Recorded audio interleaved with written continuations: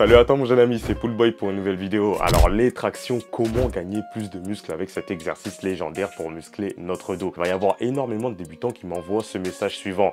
Poolboy, alors je ne sens pas mon dos lorsque je fais mes tractions, qu'est-ce que je dois faire? Bon alors déjà de 1, ce n'est pas parce que tu ne sens pas ton dos que tes muscles ne travaillent pas. Et de 2, je vais tout te dire quoi faire pour mieux sentir ton dos. Souvent ce qui va limiter ton hypertrophie avec les tractions, ça va être tout simplement de la technique. Ici je vais te donner les erreurs à ne pas commettre si tu veux maximiser tes gains musculaires avec cet exercice. Allez, on commence tout de suite. Première chose que je veux que tu corriges, ça va être ton grip, ta manière d'adhérer à la barre. Alors comme tu le sais, lorsque tu vas faire tes tractions, tu vas agripper la barre. Maintenant, il va y avoir des manières d'agripper la barre. Ça, c'est ce qu'on va appeler le grip. Et notamment, ce qui va nous intéresser aujourd'hui, ça va être la largeur de ton grip. Est-ce que tu prends une prise large ou est-ce que tu prends une prise largeur d'épaule? Et c'est là où je sais que tout naturellement, la plupart des gens vont dire plus je prends large, plus je travaille mon dos, ce qui est vrai et ce qui est faux en même temps. Alors lorsque tu vas prendre une prise vraiment très large, oui, en effet, tu vas moins recruter tes biceps et plus engager tes dorsaux. Mais cependant, garde à l'idée que tu auras moins d'amplitude sur le mouvement. Par conséquent, si tu as moins d'amplitude, tu casses beaucoup moins de fibres musculaires et tu génères moins de muscles. En second lieu, il va y avoir les personnes qui vont faire des tractions avec un grip beaucoup trop serré. Alors lorsque tu vas prendre un grip plus serré, tu vas récupérer de l'amplitude. Bravo, c'est très bien, tu vas faire plus de muscles. Mais en contrepartie, ce qui va se passer, c'est que tu vas mettre beaucoup plus de tension au niveau de tes biceps.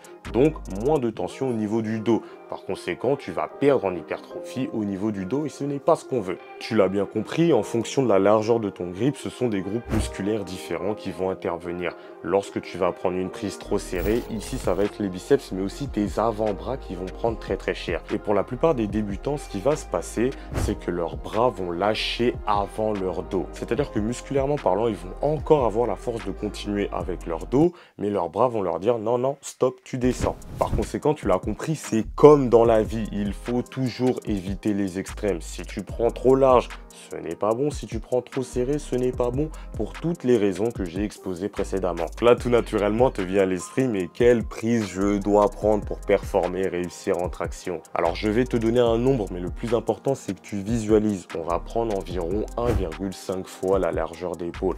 En français, ça veut tout simplement dire un tout petit peu plus que la largeur d'épaule. La deuxième chose qui va limiter ta prise de muscle au niveau des dorsaux, ça va être ton manque de gainage. Les gars, on se rend pas compte, mais lorsqu'on fait des tractions, on utilise énormément nos abdos juste pour rester stable et éviter de se balancer. Et à votre avis, je pense qu'on l'a tous expérimenté. Qu'est-ce qui se passe lorsqu'on manque de gainage dans cet exercice? Ce qui se passe, c'est qu'on va perdre le timing et on va commencer à se balancer et on va essayer de compenser cela en tirant un tout petit peu plus haut. Malheureusement, le problème de cela, c'est qu'on va perdre de l'énergie inutilement.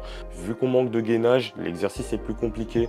Si l'exercice est plus compliqué, on fait moins de répétitions. On fait moins de répétitions, on casse moins de fibres musculaires. On casse moins de fibres musculaires, on fait moins de muscles. Et oui, c'est une chaîne complètement logique. Donc lorsque vous faites vos séries de traction, les gars, c'est vraiment dommage d'arrêter, d'échouer tout simplement parce qu'on manque de gainage. Donc à tous ceux qui manquent de gainage en traction, lorsque vous êtes sous la barre, stabilisez-vous dans un premier temps. Engagez vos abdos, engagez vos quadriceps et montez uniquement avec la force de votre dos et de vos biceps. Il ne faut pas qu'il y ait de variation de mouvement.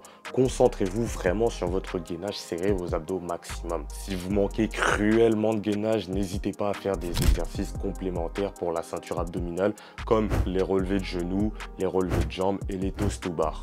La troisième chose qui va impacter ta prise de muscle en traction, ça va être le fait que tu ne restes pas en archer du début jusqu'à la fin.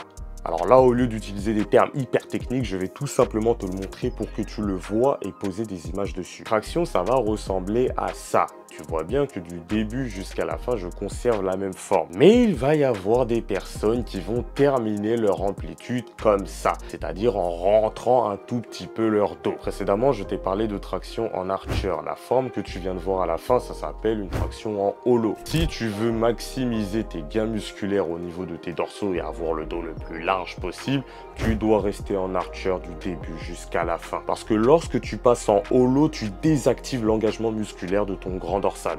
Et bien sûr, comment faire des tractions en archer? C'est très simple, n'oublie pas la technique. Tu engages tes scapulas, tes omoplates avant de monter. Et ensuite, tu montes dans un second temps. C'est très important. Il va y avoir énormément de personnes qui vont faire l'inverse, c'est-à-dire qu'ils vont engager leurs biceps et ensuite engager leur dos. C'est pas du tout ce qu'il faut faire, c'est ce qui va vous limiter dans votre progression. Si tu as ce problème, ce que je vais vivement te recommander à faire, c'est tout simplement des séries de scapula pull-up.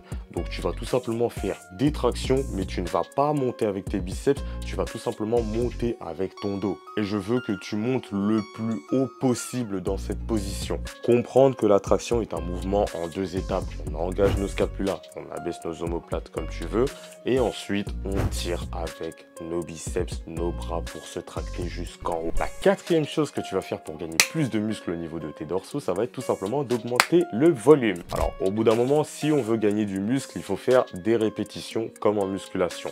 Répéter le mouvement encore et encore. Donc je ne sais pas combien de tractions tu es capable de faire actuellement. Imaginons que tu t'entraînes avec des séries de 5. Il faut qu'au fur et à mesure du temps, tu fasses des séries de 6, puis des séries de 7, puis des séries de 8, encore et encore, des séries de 12, des séries de 13, des séries de 14, et tu continues comme ça jusqu'au maximum des séries de 15, pas plus. Alors il va y avoir 2 manières d'augmenter le volume, ne t'inquiète pas, tu n'es pas obligé de monter le nombre de répétitions indéfiniment. Tu peux tout simplement rajouter plus de séries, car en soi, pour construire du muscle, il te suffit de faire entre 6 à 15 répétitions et tu vas prendre du muscle. Mais attends, pause, c'est bien beau d'augmenter le volume, mais il faut aussi augmenter l'intensité. Si tu augmentes le volume de manière bête et méchante, sans jamais moduler l'intensité, tu vas stagner et arrêter de prendre du muscle. Tout simplement parce que tu es devenu beaucoup trop fort dans cet exercice. Par conséquent, tu n'as plus assez de stress mécanique pour créer des adaptations. Au fur et à mesure du temps, tu deviens plus fort. Et si tu deviens plus fort, tu es capable de soulever de plus en plus lourd. Attention, je n'ai pas forcément dit se lester.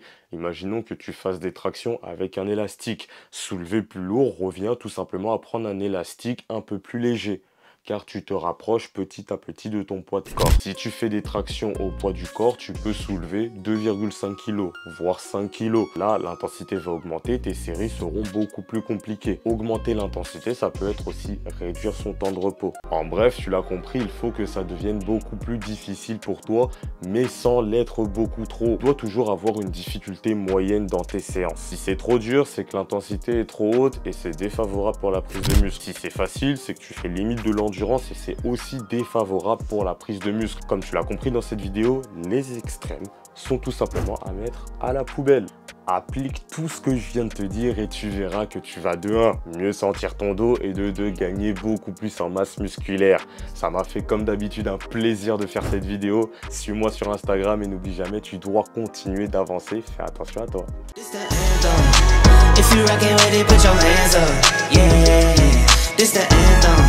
If you get up and get it, put your hands up, yeah.